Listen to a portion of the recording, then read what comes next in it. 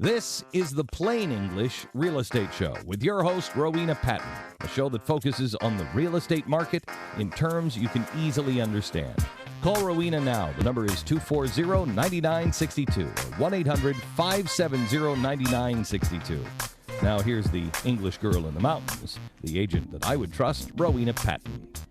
Good morning and welcome to the show. This is the Real Estate News Radio Show. You can listen to all the older podcasts. Why would you want to? Because you're hearing us. However, you can hear all the episodes at realestatenewsradio.com. All the things I'm mentioning today, the Builder CPO program, the Cash CPO program, Find a Home, Find the Best Agent for You, all kinds of goodies are on that page. I've made a landing page for you so you can find stuff. And today we've got a builder. How cool is this? Because we're talking about building new homes today and what that means and what's going on with all that. We have a great program for that, Builder CPO, which we're going to go into a little bit. Stay tuned because in about 15 minutes, we have agents from all over the country and builders from all over the country talking about what's going on in the building world, how they use the Builder CPO. Why does this work? How do you get through this mess of building a new home, which can be really stressful? And on that note, you're not in the hot seat or anything, Joe, but good morning, Joe Shively. How are you this morning? Good morning. I'm doing great. So I know you've built hundreds of homes over the last 42 years, did you say? Did you start when you were 2? 16, actually. Wow. Oh, my gosh. What were you doing when you were 16? What was I doing then? I mean the things that we can talk about on the radio, Joe. Well, Where did you start out? I grew up near the coast, and a lot of my friends got into construction, so I started at a really young age. My dad has a construction background. Mm-hmm. So how did they treat you back in the day? It was rough starting out. You know, you get pranked a lot, and kidded a lot. That type of thing. So I pass it on. Oh my goodness! I want you to share that story that you told me about the guy you were working away, and he wanted to show you how it wasn't so terrible when you fell off something high in the air. Can you tell the story? Oh, he shook me off an 8-foot wall, basically. I can't believe this. Can you believe that? What did he say, and why did he do that? I told you it doesn't hurt bad. Can you believe that? Oh my gosh! So kids, that's what it's like working in construction, right? Lots of jokes and teasing and stuff like that. Most of it good natured, but it's been a great life, Joe, right? So and you've moved up, and how many homes do you think you've built? Have you any idea? You told me hundreds. I mean, I've framed hundreds and hundreds and hundreds. I've been a general contractor here since '96. That's a little while. North Carolina, yeah, built a lot of houses around here. That's when I arrived in the States. So Did we move here the same time? Possibly. Oh my gosh, back in '96. I think I moved here in '90, so I've been here. Okay, and then 6 years later you became a general contractor. I gotcha. So because that takes a little bit as well. What would you say to any young people thinking about going into the world that you're in? Oh. Other than do something else, run. No, not really. Absolutely. If you get started in electrical, plumbing, or HVAC in particular, those are great trades. Why is that? There's a shortage of the tradesmen around here, and everywhere, right? Yeah, it's everywhere in the country. Yeah, you're blessed to have somebody good if they're on your team. You know? And are they more expensive because they're rare, like anything else? It just depends. The tradesmen, they like to work for people they can count on to pay them. You know what I mean? And they're easy to work with, and their jobs are fairly well managed, like mine. So they will work for you and give you a good price if that's the case. If they're really, really busy and they don't know you, they might lay a really high price on you. So you've worked in different areas, I know, and obviously Correct. You know about building. And the difference, I asked you what sets you apart as a builder, and you'd mentioned to me as we were just about to go on air that you get out in the field with the guys, you're working with them. So I guess most contractors have crews working in different areas. And what normally happens? What's the average way? Do they, get in their truck and go around and just look at the crews and then leave them be? Or how does it normally work, Joe? And why do you do it differently like that? Well, it's just what I grew up doing, so I'm comfortable doing the work. You know, I like doing the work. I'd rather do that than paperwork any day of the week. Like most of us. Sorry for those of you out there that like to do paperwork.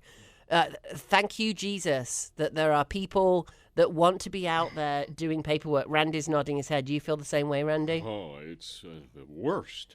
I hate paperwork. Yeah, I know, right? So, but seriously, thank you, Lord, that we have people that love doing that. That's why we're all different personalities, and that's why we all make the world go round, because we've got different skills and talents.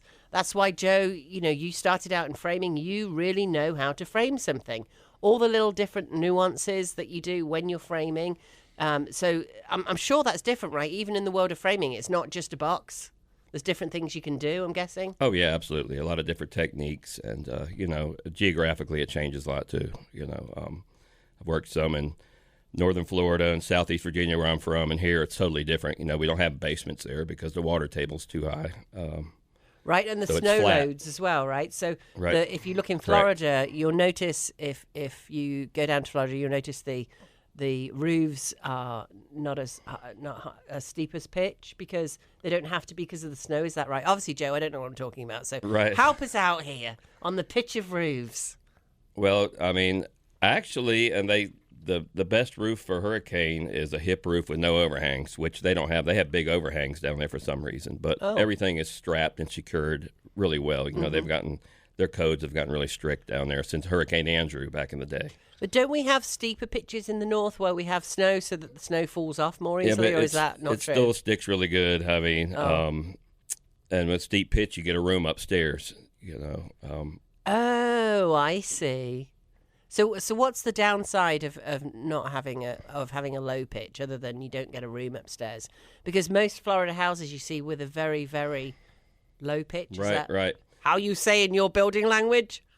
I would say around here you typically have more leaf, build up debris on the roof. You know, it sticks up on the roof a little more. They tend to leak a little faster. Ooh. The valleys and stuff especially. Ooh. Where the roofs meet, that crease in the roof. Yeah, thank you for making it into English. Right. Which obviously I'm struggling to do this morning for some unknown reason. Saturday morning I need another cup of coffee, because Randy didn't make me a cup of coffee this morning. Randy. It's ready. It's ready? Oh, no, I'm good, thank you. I was just kidding you. I was trying to come up with a reason why I was a little verklempt this morning, that's all. It's fresh brewed, fresh ground. Ooh. It's really good coffee. Who has a producer like Randy that makes fresh ground, fresh brewed coffee for when you come in the morning? So it's right across the hall. You're on your own, man. Gotcha. Oh, I guess Joe is on his own. It's right across the hall. I love it. Still have some. So, Joe, what's different in building right now? Different materials, different styles? Like, what's going on with all of that in the world of building? Yeah, I transitioned from doing a lot of colonial houses and some beachy type houses in Virginia Beach, you know, obviously. Coastal style? But 99% of the stuff we built was colonial style, which was really popular. There was. In the 80s, I guess. So you're talking about 80s and 90s at that point. Correct. And then we came here, and it was like going back in time, a little more traditional. Arts and crafts and that kind of craftsman. But now it's transitioned into that and into modern. Yep. Yeah. Absolutely. So you see a lot of that. For those of you, I would think a lot of you know what colonial is. But those of you wondering what we're talking about, those houses with those big round columns outside, that always gives it away. Sure. And maybe what is that thing called, Joe? Fortunately, you all can't see me doing this, but that thing that's called this, you know, what's that called? The little thing, that sort of decoration piece that goes over a door, and it goes up to an arch, and then it's got a funny little peak in the middle. It's a decoration that looks very. I don't know, but dental blocks. Remember, I was telling you about the dental blocks, and I showed you some pictures. Yes. On the outside of houses, you don't see that around here hardly at all, but a lot there. That's interesting. So, and really the big columns are the things that give that away on colonial.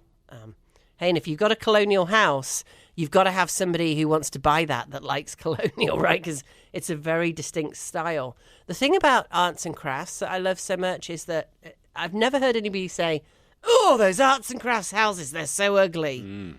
Right? They're beautiful. Well, all of them have the big porch. And were you talking about a dormer a minute ago? Is describing a dormer? it's like a decoration piece that goes outside. It comes up like this. I'll have to draw one for you two, and you can. Okay. It's like a. But the arts and crafts, it's just all of them got a always welcoming porch. Just Looks like that. I'm drawing now, see? oh, that's just some kind of custom. It's a decoration thing, but you Yeah. see it all the time on colonials. Gotcha. What do you Yep. call those decoration pieces, Joe? You got me there. Yeah, me too. I know. Oh, yay! I came up with something that I can't answer. This is awesome. So you are seeing a lot more modern now, obviously. I do wonder if at some point people will go, I don't really, I'm so tired of seeing those. Okay, let me take you back to the 60s. And this happened in the UK as well. People were building mid-century modern, we called it then, but it's really like modern houses now, which is often you see a slant roof. It's what they call in the building trade shed roof, right, Joe? Just a slanted roof. Correct. And then it's a box with a slanted roof on it. Builders love it because obviously it's cheaper to build, right? Am I right? Absolutely. Yeah, it's a box with a slanted roof. Oh my gosh. Is it called a pillbox? I don't know. Is it called a pillbox? Some people call them a salt box. I've Salt heard people box. call it. Yeah. Maybe that's it. Yeah. Maybe that's referring Yeah. more to Yeah. the. So in the 60s, there were all these beautiful old historic houses, and then maybe they were on a big lot, and we'd half that lot. And this is in England as well, guys. We'd half that lot, and we'd stuff in this box with a slanted roof on it right next to this historic home. And don't you think that's a little bit of what's happening now? Trying to be. Zoning restrictions are the hard part about it. Around here, they don't Yeah. want you to cut up your property. Well, that's very common very everywhere much, now, I right. think. Yeah, where they're trying to stem that, and we're trying to balance the need, I think, in fitting a lot of people in a small area. The problem is if you don't have some restrictions, you get houses where fire trucks can't get to and stuff like Yeah. that. Steep driveways with no turnaround spots. Yeah. So that's what they're trying to do, and I get it. But at the same time, they're really restrictive. If you have 5 acres in the country or whatever and want to split it up to sell a couple houses, they make it hard. I think you can sell 2 pieces of property, and they call it a mini subdivision. Well, let's talk about your mini subdivision, Joe, because you've got one up there. What are you building right now? The house I have for sale is about 830 square feet on 7.9 acres because we can't cut it up anymore. Because you're not allowed to because of the Right. restrictions, Correct. right? Yeah, it's overlooking a pond on a little hill. It's absolutely beautiful. And it's only, so if you go up New Leicester Highway, you've got about 15 minutes from the turn off New Leicester Highway. Is that right? Right.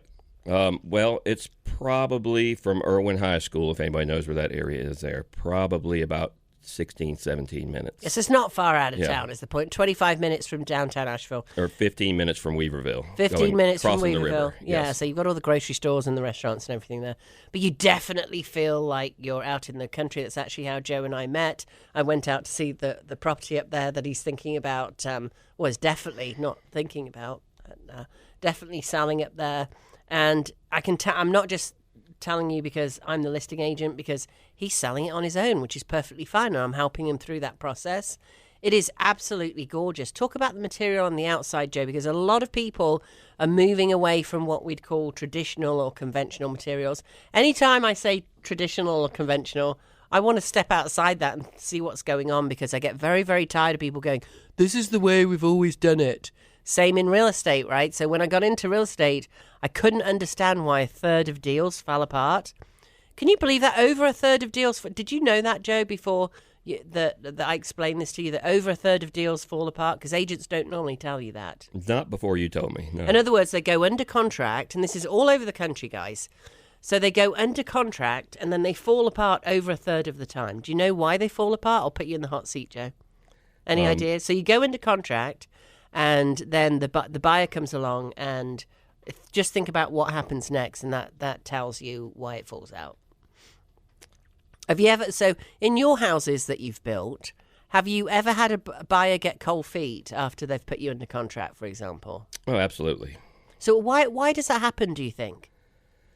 I guess because of the stress of making a big change in their life. That could be one reason. Moving somewhere else and the money, maybe. Sure. Maybe something financially different happens, or this happens in. Here's the secret: this happens in almost every single real estate transaction. So it's called buyer's remorse. So what you do is like, yay, we finally found the house. Everybody's excited. And then you go to bed that night and you might still be excited then. And the next day it's like, honey, did we do the right thing? This thing's $500,000, $700,000, $1 million.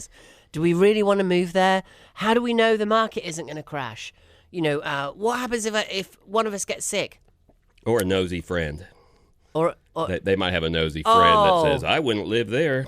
I wouldn't live there for a million years. Yeah, let's be the awful people. So, or your mom calls you and says, what are you two thinking about? You might be 50 years old, but your mom's still going to call you, right? If you've got that kind of mom. We all know the kind of parents that we're talking about. Your dad calls you and goes, son, what the heck are you doing? What are you thinking of buying that place out there? You two, you got married 20 years ago. Your kids are just off to school, and now you're buying a place out. What are you thinking of, right? We all know those people, and it makes you think twice when you hear that. Or, son, oh my gosh, you don't know what's happening with the economy. Do you know we're about to have an election? Right? Sure. You can hear it, can't you? What other kind of things do you think people are hearing? You can be mom. You are putting me on the hot seat. You can be mom now. You're moving too far away. You're moving too far away, exactly. Can you say that in mom's voice? Because I did dad's. A country mom's voice? Yeah. You're moving too far away. What are we going to do? You'll never come home again. You'll never come home again. You'll never come home. How are we going to see the grandkids? You can hear it, can't you? And a lot of people feel it. Yeah, it's like, oh, yeah, you can feel it in the pit of your stomach. Yeah, all those things that they say to you. The best one is, it's the same thing as when you call your parents and they say something like, we wondered when we were going to hear from you. Right? Anybody know what I'm talking about? Absolutely. Flipping heck, the phone works both ways. Did you know that? Right? That's so going on in your head. Now, some of us are bold enough to say that, and most of us are not. So we just hold it inside, and that's what develops that pit in the stomach. Yeah. And I'm here to tell you guys, life is short. I've gone through, at this point in my life, I've gone through 2 life-threatening things. I was diagnosed with cancer over 10 years ago now, advanced heart failure, and look at me now, I'm here. I'm just telling you, I've got a different insight on this that many of you may have. If maybe you're a cancer survivor, maybe you've been through some trauma and you survived it. It gives you a different sense of the world. Life is short. Go do what you want to do. Right? So that's right. If you want to get, I don't know, maybe you're looking for, what's your dream, Joe? What would you love to do? What would your idea, it doesn't matter where it is, but what's your ideal piece of property that you can think of where you'd love to live? Somewhere flatter than where I am now. Somewhere sure. Flatter, okay. Sure. And what would you do with that land? I'd definitely like to grow some things, so gardening and having a few more animals and stuff like that. What do you like to grow, Joe? Everything Joe the under grower. the sun. Joe tomatoes, grows. Several types of tomatoes, onions, potatoes, stuff like that. Okay. Yeah. And what kind of animals? Chickens. Chickens. Goats. Goats. The little pigs look pretty cool. I've never had either one of those. Oh my gosh, the little mini pigs. Yep. I love them so much. I wonder, actually, if you did a poll of the population, how many people's dream this is. So 10 acres that you don't really have to take a lot of care of because you've got maybe have some goats, right, to keep it all down and keep through keep through the brush. And let's do a poll of 3 here. So here's my dream. Maybe 10 acres, fairly flat. I don't want it too cold in the winter.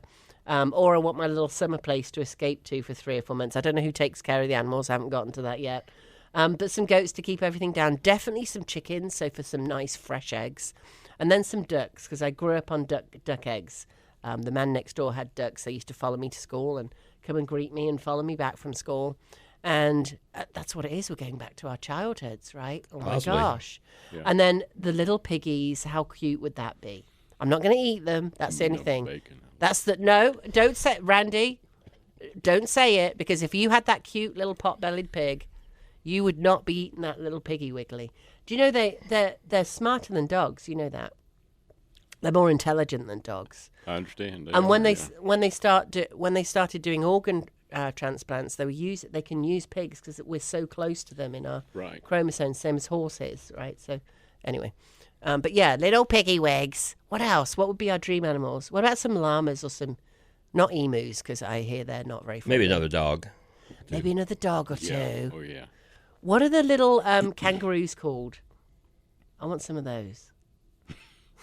A little what? It's a little kangaroo. It's not a mini kangaroo. It's a type of kangaroo that's little. Dromedary, I think. That song, tie me kangaroo down, Sport. babe. Sport. It was, but Get the sport, not the babe. You've got to be some Australian here, Randy. that's right. So yeah, that little mini farm where you can just have things running around, but your neighbours are close enough. So here's my, I guess it's Dream World, right? Dream Planet. So our neighbours are close enough that if you go away for the weekend, they'll come and feed the chickens. Wouldn't that be awesome? There you go. Yeah. And our doggies run around outside together, and the doggies love each other, hopefully not too much, because then we'd have lots of puppies. Or we could have a little puppy farm. Welcome to North Carolina. Kennel, did I say that? Yeah, let's not go that far. That's a lot of work. Let's not. Yeah, really. Yeah. But your neighbours are next door, and I'm being totally serious here. Like, your neighbours are next door. They've got their 5 to 10 acres, and they're doing the same thing. Maybe some different animals or whatever they want to do. With a nice fence between the two. With a nice fence between the two, exactly. But it's got to have a nice door in it or gate in it. Sure. And maybe we've got a little trail that goes between the two, and it could be a family compound. A lot of people have family compounds here. A lot of people move here, actually, and ask for more than one property. Actually, Joe, your property would be great for that. It would be. So you've got 2 houses there. You've got a pond, so both the houses overlook the pond. They're both more of a modern style, but it's modern with that, Rustic. Rustic, yes. Is it rustic modern? Is that what you call it? Or I've heard some people call it that, actually, but yeah, it's a blend of the two.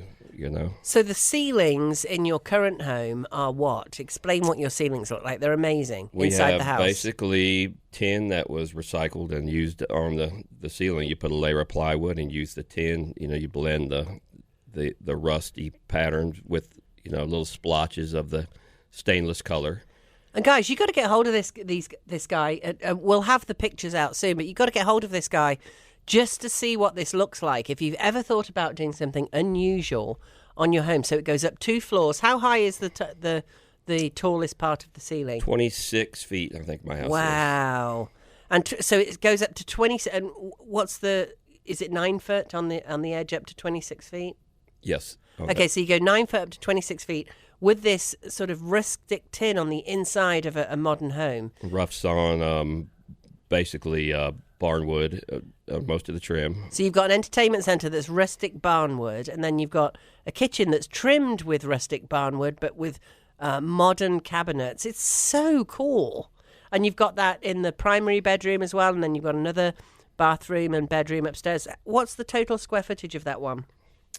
If the room upstairs was finished off, it'd be 22. Okay. I believe it's 15 downstairs and a couple hundred more.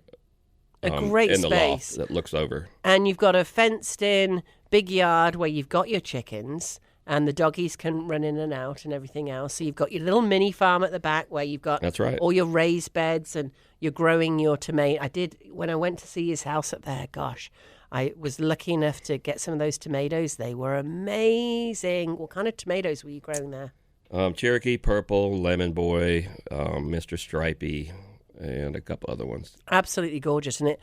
And then it looks so you can just about see the pond down below that you've got. Absolutely, yeah. And you've got a little mini house as well. So you've got one house that's 2,600 square feet, or 2,200 square feet, sorry, 2,200. That's a 2-2 with lots of space and all that. How much acreage have you got with that one? I bought 2 acres originally. I bought a rental next door that's on 1 acre, and then bought the other acreage around me. So 7.9 has been cut off, and I think there is 5 acres roughly with my house and the rental next door. Okay, so you also have a rental with that property that generates income. Have you got it rented out? I do. Okay, so this is an opportunity for you to get 5 acres plus a house plus a rental plus a brand new house that will be, how soon will that be completed? I know you're a long way through it now. Probably before the first of the year for sure. Oh my goodness, that fast. Yeah. So guys, I can't believe how quickly that Joe builds houses here. Usually, I'm quoting to people 18 months to 2 years to be realistic to get a house finished. When did you start the one, Joe? When did you start breaking ground? 6 weeks ago. I think the the hurricane messed us up a little bit. I mean, it's a small house, 830 square feet with that shed roof style.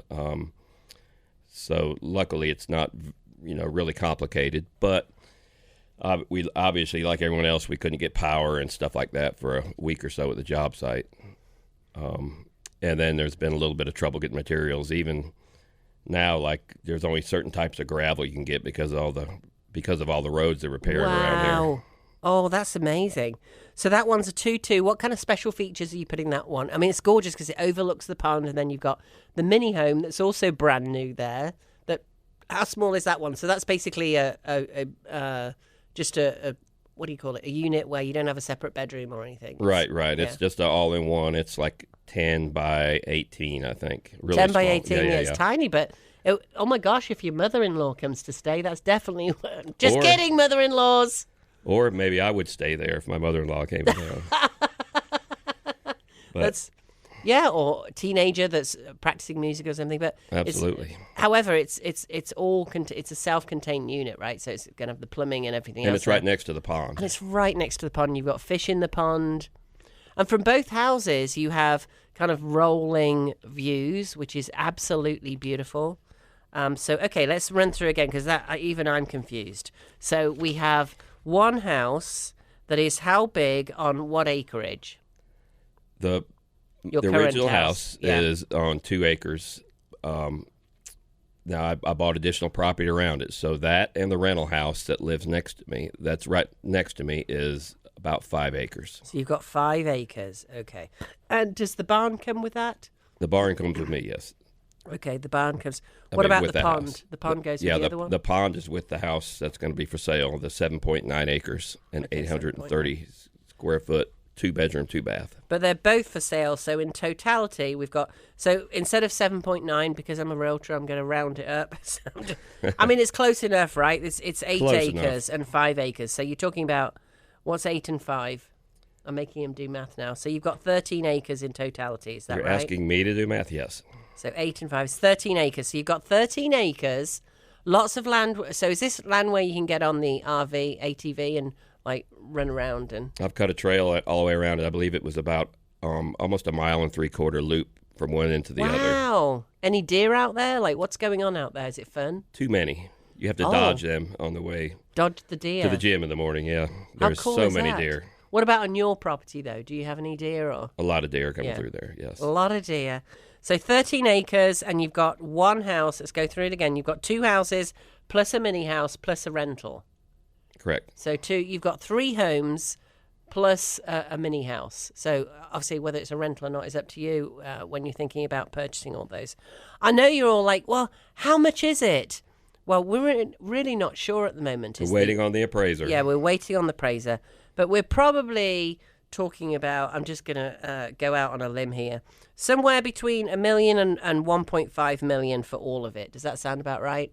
Probably. That's a bit of a broad range, I know. It is. But if you don't have $1 million, find me somewhere where you can buy all of this property. That is, and remember, this is not in the mountains. We often have property that's very steep that you can't build on, that you can't do a lot with. Very difficult to get your animals on. It might be a forest. Who knows what it is. A lot of this acreage you can actually do things with. Am I right? Absolutely. Whatever you want to do. I mean, let your imagination go. And I have 2 more houses perked out. So basically approval for 2 2-bedroom houses near my house. Wow. So you could actually, if somebody wanted to build yet more houses on there, you could build another 2. But right now, we've got 3 homes plus the mini house. One of those homes is currently a rental, but I'm talking about somebody who's buying it. So we've got 3 homes, we've got 13 acres, we've got a little mini home, and the ability, if you wanted to buy 2 more. And I don't know, if you roped him down, maybe Joe would even build them for you. Correct. Oh, you're saying it. How would they get hold of you, Joe, if they are interested in this? The best way is email shivelybuilders@gmail.com. It's SHIVELY builders @gmail.com. So it's. I'm trying to think what rhymes with Shively, or what do you say to Lively. people? Lively. There you go. I was trying. On that note, well, I'm going to make a little turn here and segue into. I want you to talk about your building experience and whether or not you've ever been in the situation. I sort of know the answer to this, really. But we want to get into solving some of the pain points today. Have you ever been in the situation where you're building a house for someone and, usually around the country, the majority of those people are going to be selling a house before they move into the house that you're building. Some of them are, having you build a second home. I totally understand that. So 60, 70% of people are going to be selling their current home. How on earth do they know when to sell it? What happens with that, Joe? Right, because, in new construction, it's just nothing's concrete, besides the footings. Nothing's That's concrete. But, oh, my gosh, that is a great quote. In new construction, nothing's concrete apart from maybe the footings. There's so many moving parts, materials you order, windows, for instance. You builders are just lazy, aren't you? Right, that's you just it. sit back, you're all drinking too much, smoking too much, just like hanging out and going, I guess we better get on with this house. Is that what really happens, Joe? Tell us the truth. Yeah, well, there's just so walked many out the moving studio. parts. It would make you drink if you were tempted to. But that's usually between the subcontractors, the materials, and the weather. It's just anybody who says they know exactly what date they'll be done is scratching Lying. the truth. That's Yes. scratching the truth. Should be a politician. Just probably. like a chicken. Yeah, there you go. Oh my gosh. So it's very hard to how many times? Let's say it's not you. So let's do a broad brush, and you can talk for builders in general. How many times 6 months out can you say the exact date you're going to be finished? Yeah, hardly ever. I mean, I have 5% of the time. Yeah, Let's say 2 months out. and we have. It gets a little, obviously. The closer you get towards the end of the house, it's a little easier to predict. But even towards the end of the house, you may have a couple items like cabinets.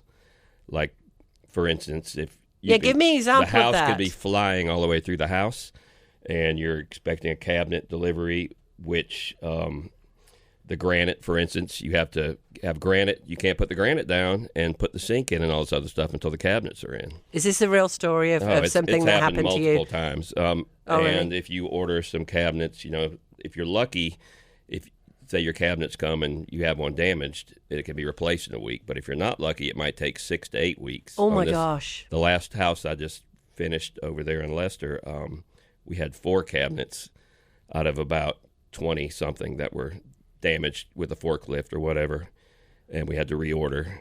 And then so.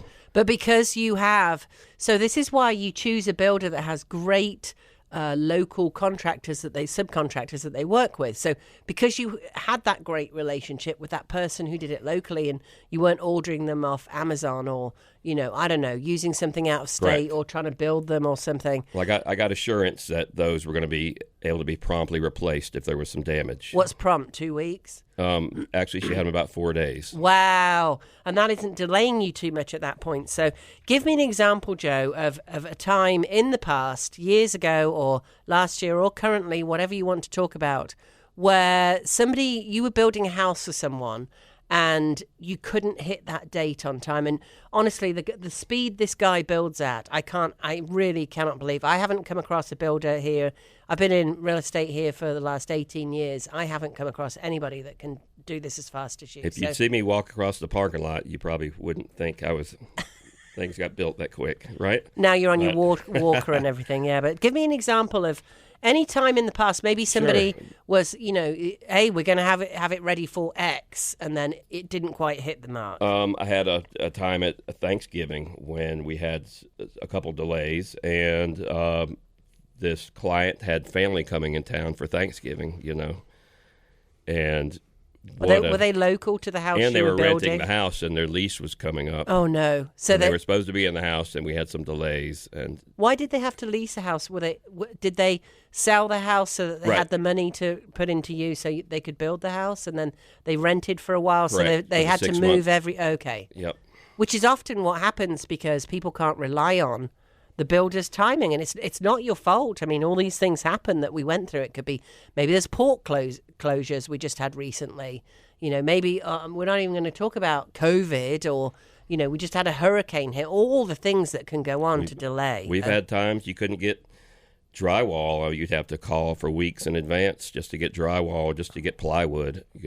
I remember that, and that was nationwide during COVID. What a mess! After the big storms we had in 2005 around here, anything petroleum related that was vinyl siding or anything like that, roofing, the shingles, the asphalt, the oil-based stuff. So what happened? So your clients were there.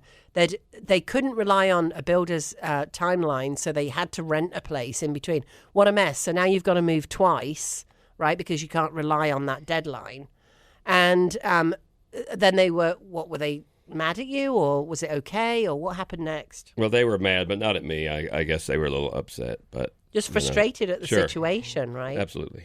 So, we also talked about the fact that we offer the Builder CPO program all around the country, and you can get more info on this at buildercpo.com. We're going to bring in a bunch of agents around the country in just a minute to talk about this and how it's rolling out. What this Where does... were you back then? I know. Joe, it's so funny you said that, because everyone says that. Every builder we talk to say, in fact, we do it for senior living communities as well. We have the senior living CPO where we help people. It's all the same thing. It's you've got a new house that's being built, or you've got a new, a used house, a second-hand house that you're purchasing somewhere. How on earth do you dovetail it between selling your house? So let's say Joe's building you a house. Poor Joe, he's on the hot seat again. Joe's building you a house, and you've got your house for sale. How would you know when to go into contract? And by the way, things have slowed down everywhere in the country. We're not getting those 2 years ago. It sounds funny now. We were getting 2, 3, 4, 5 offers on every home. Agents who just got into the business don't know anything but that. Now the market's slowed down, so it could take you 3 months. It could take you 6 months to sell your house. What on earth happens? So, Sally and Joe are selling the house, and Joe's building them a house. So how do they know when to sell their current house? No wonder they have to go and rent one. And that's a humongous pain in the butt. So now you've got to pay for a rental. You've got to get a 6-month rental. And what happens if, for whatever reason, Joe doesn't have your house ready in 6 months? And by the way, it usually takes a lot more than 6 months. Most people will quote you a year, 18 months, 2 years if the house is bigger or luxury. It happens all the time, guys. It's a mess. So what we do is we come in and we take Joe and Sally's house, and you'll get up to 70%. So, oh, boo, everyone says, I'm only getting 70% for my house. No, this is not a skeezy cash offer like you've seen before. And guess what? They're not skeezy. I don't want to say that, because it's a business model. There's lots of people that will very happily tomorrow buy your house at 70%. That's not what this is. You get a check. So the wonderful thing is, Joe, we talked about at 6 months, you've got a 5% chance of hitting that deadline that Joe the builder gives to someone. At 2 months out, we've probably got a 50% chance of hitting the deadline. Am I right? Sure. At 14 days out, we have maybe about a 95% chance of hitting that deadline, right? Correct. So at 14 days out, here we are. You press the easy button. We give you up to 70%. 14 days later, you've got your money. You're moving into the beautiful new home that Joe has built for you.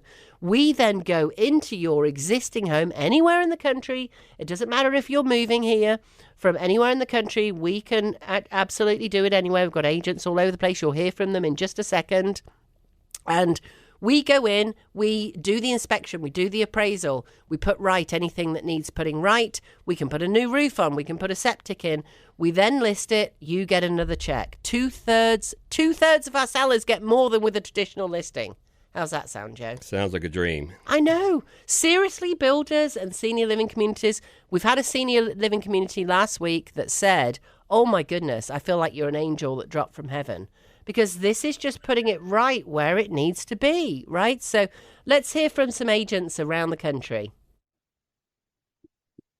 So for those of you who have just tuned in, this is Rowena Patton on the Real Estate News Radio Show. You can get all of our podcasts at the realestatenewsradio.com, realestatenewsradio.com. This is also podcast, and you can see all the other episodes there. And today we have Chris Marion, who is in Bradenton and Sarasota, Florida. Oh my gosh, Chris, how did you fare in the hurricane? Oh, well, we had two of them back to back, had a little bit of damage, but it's slowly coming back together. Thank goodness. Oh my gosh.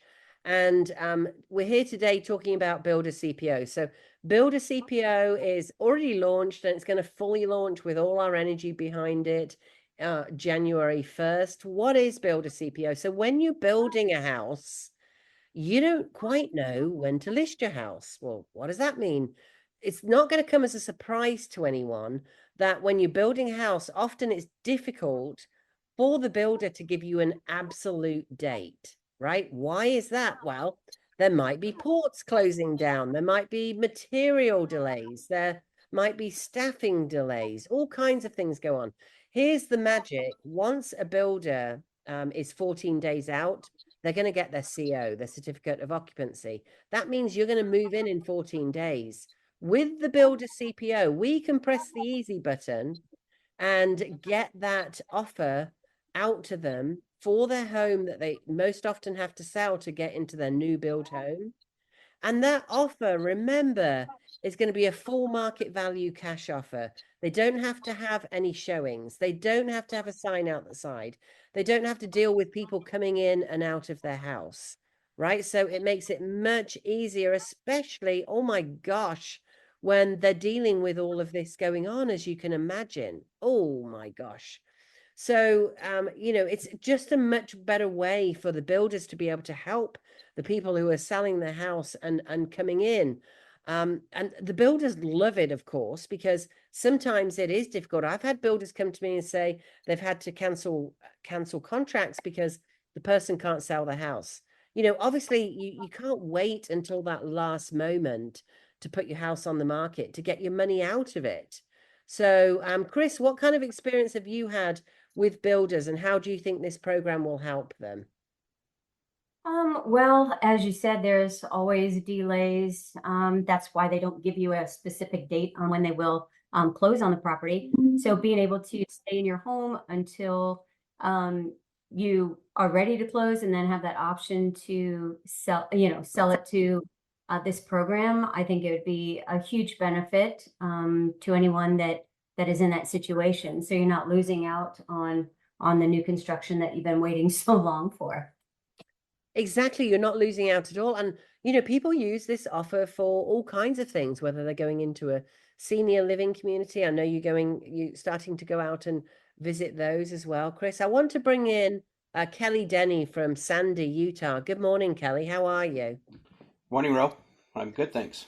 So how do you think the Builder CPO, and you can find out more about this, guys, by the way, at buildercpo.com, buildercpo.com.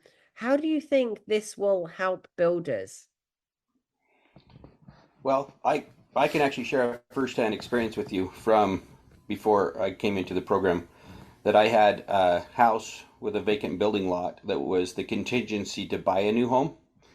And our sellers had an issue where if they would have had this, they wouldn't have to worry about the contingency of selling this property or both properties.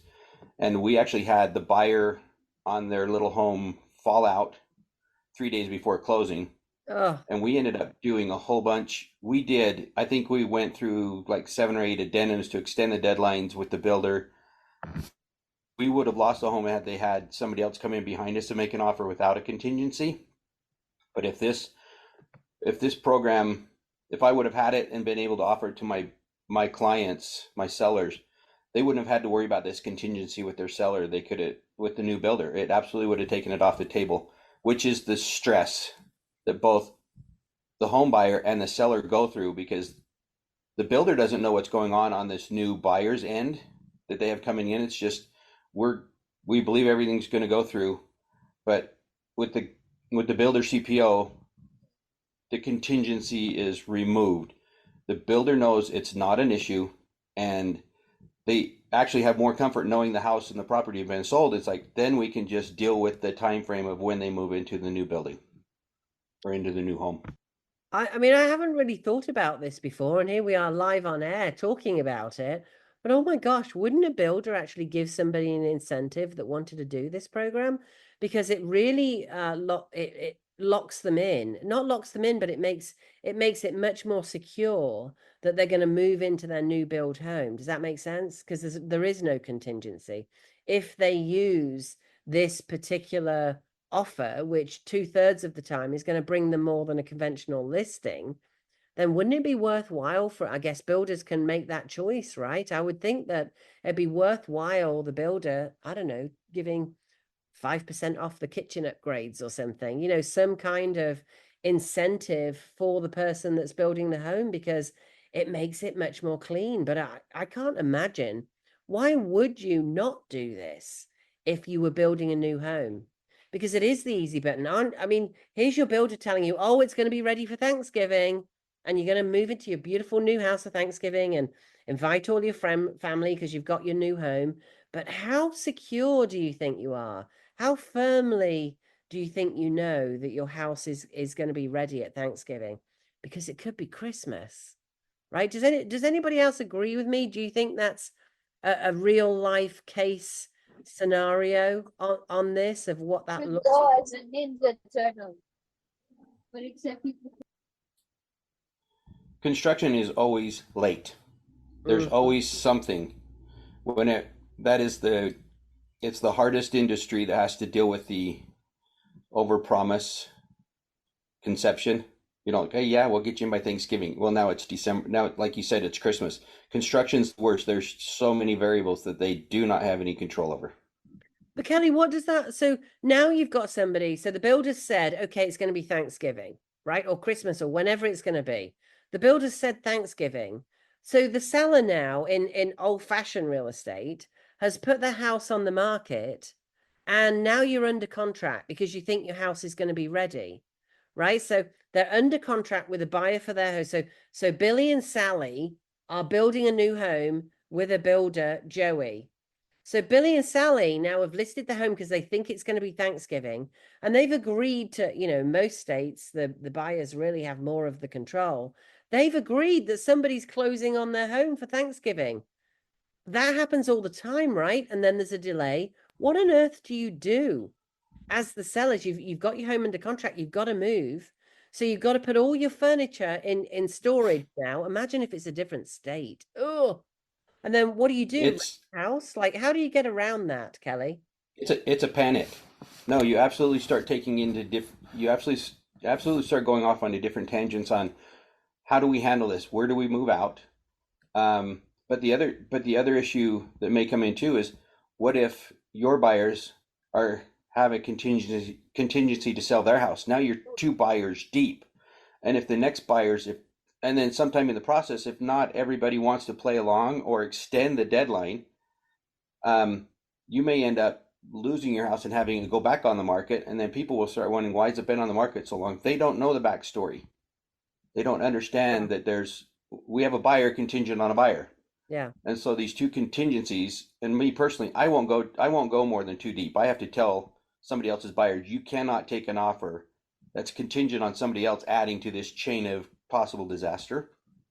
But you literally start thinking, where do I get my storage units? Who am I going to live with potentially if my buyers won't let me extend till Christmas? My buyers want to move in Thanksgiving, but I can't get to my new build. Where am I going to move? Hey, come live with us. I've literally offered it to a family member before. Come live with us for a month. Or where are you going to find a month-to-month apartment or rent or whatever? It's like, it starts, the Pandora's box got opened.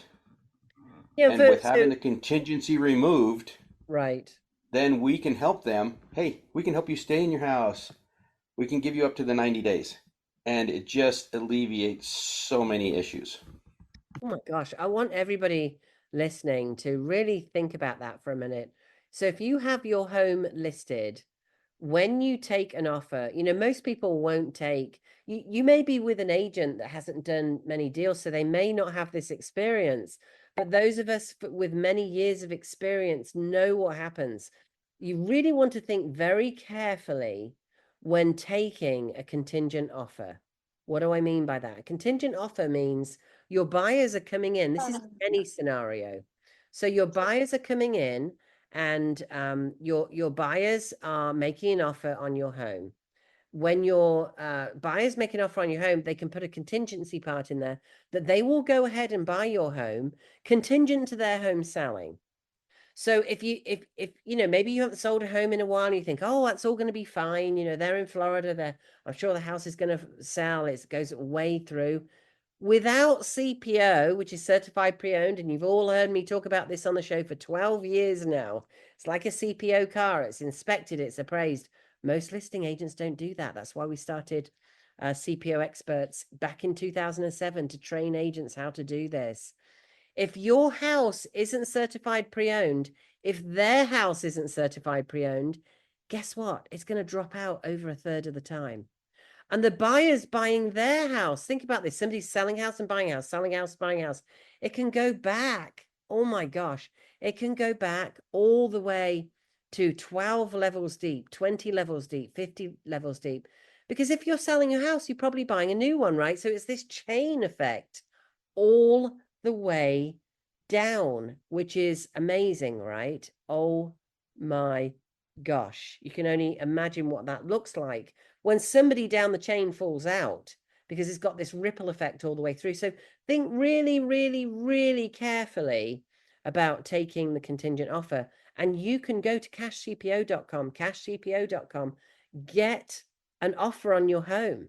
Anyone can do that. If you've got a listed house, if you're an agent, maybe you're a listing agent with a listing that's been sitting for a little while, it really doesn't matter. Go get your cash offer, because 2/3 of our sellers get more with this than a regular offer.